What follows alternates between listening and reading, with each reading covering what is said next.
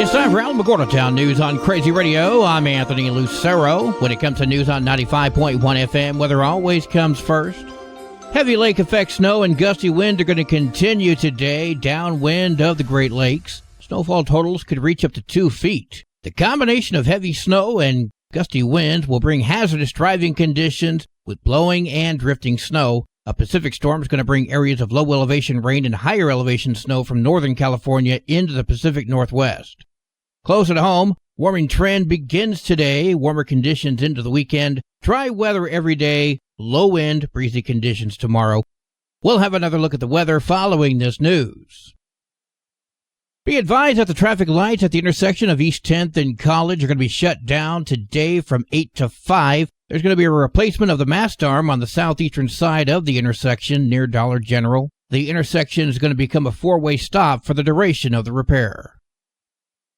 The Alamo Senior Center's Holiday Craft Fair is today from 9 till 1. If you're looking for unique handcrafted gifts for your loved ones, this is the place to be. From cozy home decor to one-of-a-kind jewelry and treats, a little something for everybody.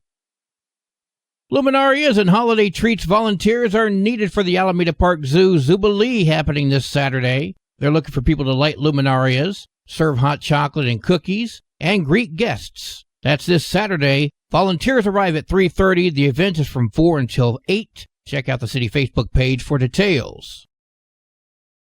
The Otero County Shop with a Cop is happening Saturday. For the third year in a row, Thrive is partnering with local law enforcement agencies to host Shop with a Cop. Every child deserves to feel the magic of the season, and Shop with a Cop makes it happen. This special program connects local law enforcement with local children in need for a day of holiday shopping, smiles, and lasting memories. You can help make this season unforgettable, too. Donate today at letsthrivenm.org and choose Shop with a Cop from the drop-down menu. Every dollar brings joy, hope, and support to a child right here in our community. Stephanie Hale with Thrive of Southern New Mexico. Check out the Thrive Facebook page for more details. The 4th annual Santa in the Basin is happening on Saturday, December 14th, from 1 until 3 at the Tularosa Community Church. That's 101 Central. Santa in the Basin is a partnership of Santa on the West End, and we are an organization that helps give Christmas to the less fortunate kids and their families. We are dedicated to helping children in need at Christmas time. So what we do is we put on this event down in New Mexico in Tularosa. We decorate like a gingerbread house. Everything is all decorated nice and neat. They get to see Santa and Mrs. Claus. They get a gift, a filled stocking. We have cookie decorating. We have go fishing. We have entertainment. We have music. We have hot dogs and popcorn and hot chocolate. To make a donation, please visit SantaOnTheWestEnd.com. If you have any questions, call Mary Barunda, 520-508-2196, or email santainthebasin@gmail.com. Toys for Tots is accepting gifts as we speak. You can give a little joy to our local children. Drop off your unwrapped toys at Tularosa Basin Regional Dispatch, the Otero County Sheriff's Office, the Alamogordo Police Department, and the Otero County Administration Office. Donations are accepted now through the 20th. Effective January 6th, the Otero County Administration will transition to a 4-day work week. The change is going to allow for extended public service hours, enhancing convenience for those wishing to conduct business with county offices. The following departments at the Otero County Administration are going to be impacted: the Purchasing Department, Finance, Legal, Human Resources, County Manager, and Healthcare. The operating hours will be Monday through Thursday, 7 to 6. Well, today is Thursday. It's time for a Thursday Thought from Lauren Noble. Good morning, 95.1 listeners. This is Pastor Lauren with our Thursday Thought. Hey, if you hear any background noise, please understand that I'm calling this in from the ICU. It has been an interesting week. On Sunday, I just about checked out permanently, if you will, and was really close to dying. And I became very thankful for nurses and doctors and medical staff that worked very efficiently, worked very quickly, and got me back to health. And not back to health, but got me at least to where I'm living again, or almost living. And then Tuesday night, I had another episode, so I'm still in ICU. But it just makes me think about how easy it is for me to just kind of go through life and not really pay attention to how blessed I really am to wake up every day and to breathe and to have life every day that I live. And all of us should be thankful for that, because I always took it for granted until Sunday when I was just about dead. Then all of a sudden life had a whole lot more value than it did the other days. Anyway, thank you all for your prayers, and if you have a few, continue to pray for me, and I'll get back into health pretty soon. Till we meet up on the airwaves, blessings to you. I still can't get over the fact that Lauren called in from ICU while he's connected to all those machines. Goodness gracious, that's dedication. And get well soon, my friend. News from around the state in just a moment. This is Alamogordo Town News on Crazy Radio. I'm Anthony Lucero. Local news from local perspectives, from local voices. AlamogordoTownNews.org. Local sports, local events, and local happenings and more. Nonprofit owned and operated by Second Life Media. We are Otero County. AlamogordoTownNews.org. Heard daily on Crazy KALH Radio 95.1. Directory Plus is the right size book. It's the book if you need a phone book. That's what just one person has to say about Directory Plus. With its red cover, features, colorful yellow pages, and lots more, it's no wonder people all over use Directory Plus. It has so much more information. You can cross-check phone numbers or addresses or pretty much anything. Look on the plus side, Directory Plus. I'm a big fan of Directory Plus. As you may recall, Janine Jaramillo claimed she wasn't the only person in the car during a deadly wrong-way crash on I-25 near Santa Fe. She claimed an ex-boyfriend had doused her in gasoline and held her at knife point before leading cops in a chase through oncoming freeway traffic. But yesterday, prosecutors showed jurors evidence which suggests that the story is made up. This is Agent David Barella. Initially, when I was on scene and not seen that airbag deployment for that front passenger, and from my scene brief, learning that supposedly there was someone in that front passenger seat and not seeing that airbag deployment didn't make sense. So there was no passenger in the car that caused the deadly crash in 2022. Jaramillo was alone. They found her hair and makeup in the driver's side of the car following the crash. Police said Jaramillo caused the crash that killed retired Las Vegas firefighter Frank Lovato and Santa Fe Police Department officer Robert Duran. Duran was chasing Jaramillo's car. Jurors viewed graphic video from Officer Duran's body cam showing the crash happening. That led to an emotional reaction from family and loved ones in the gallery. State police said the officer was driving over 90 miles per hour. Lovato was over 80, and they reiterated that the crash was impossible to avoid. The defense questioned whether the investigators' data, which suggested there was no weight in the passenger seat, even though the investigators' photos also showed the seat was full of stuff. The prosecution is now 4 days into their case and expected to wrap up. It's unclear exactly what Jaramillo's planning to do. She never gave an opening statement, and she's on trial for a list of charges, including 2 counts of first-degree murder. If convicted, she faces a life sentence.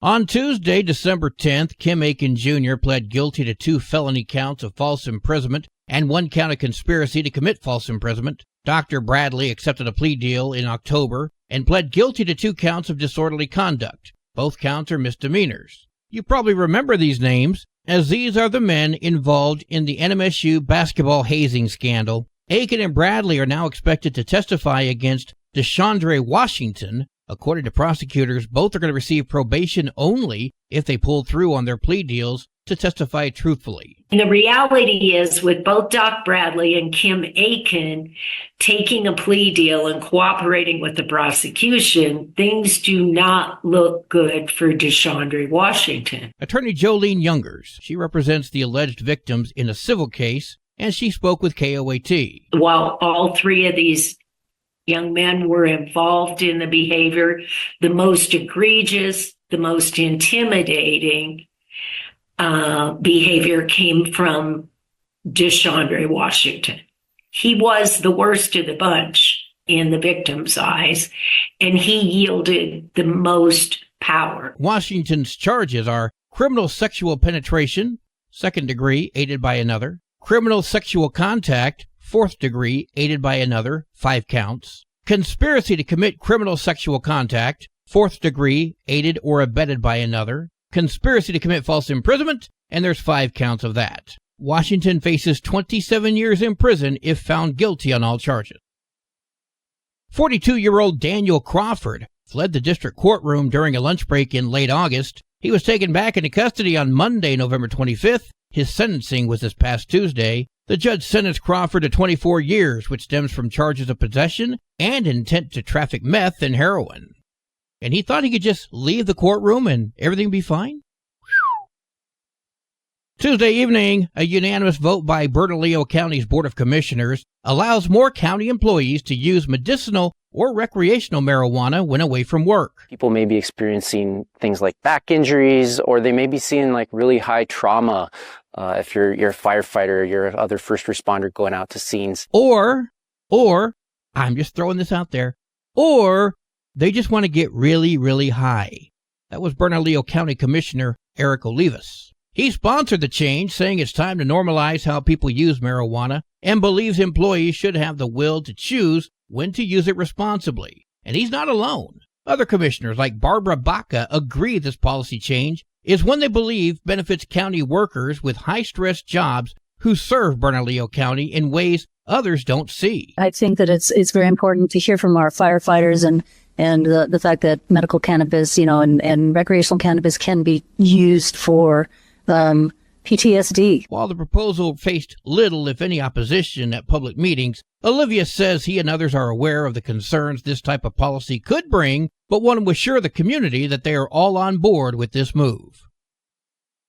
Democratic senators, including Ben Ray Lujan, spent Wednesday calling on President Joe Biden to take immediate action to protect DACA recipients, those who were brought to the U.S. illegally as children and have lived here their whole lives. Lawmakers say the president still has time to act before his term ends and before President-elect Donald Trump acts on his promise of mass deportations. They are asking Biden to not only offer DACA recipients more protections, but extend temporary protected status for migrants from some Central American countries. Trump did weigh in on DACA recipients during an interview on Sunday's Meet the Press on NBC. I don't want to be breaking up families, so the only way you don't break up the family is you keep them together and you have to send them all back. Lujan says Democrats are ready to talk about what that deal could look like. There's willingness to work together with our colleagues, with the incoming administration. Democratic senators, however, are against mass deportations and warn removing work authorizations from some migrants would harm the workforce and have a negative impact on the economy.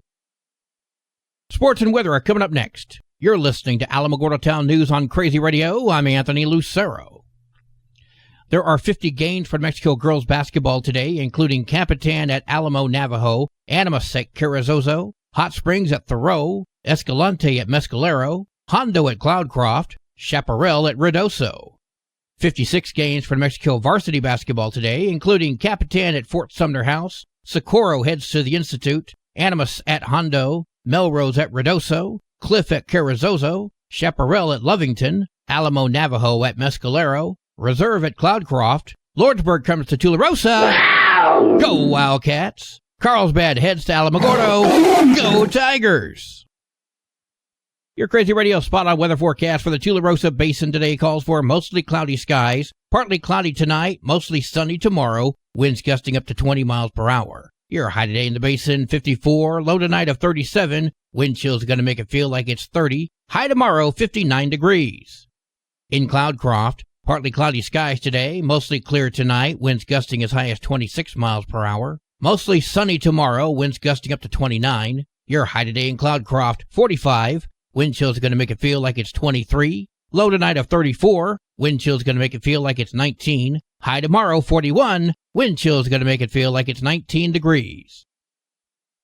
Local breaking news can be found on our website, alamogordotownnews.org, and learn more about Crazy Radio by visiting kalhradio.org. Also check out the Crazy KALH Radio YouTube channel. That's where we post our daily newscasts, complete interviews, and other information which concerns everyone in the Tularosa Basin. Be sure to give this video a like and subscribe to our channel if you've not done so already. That way you too can remain informed of the goings-on in the Tularosa Basin.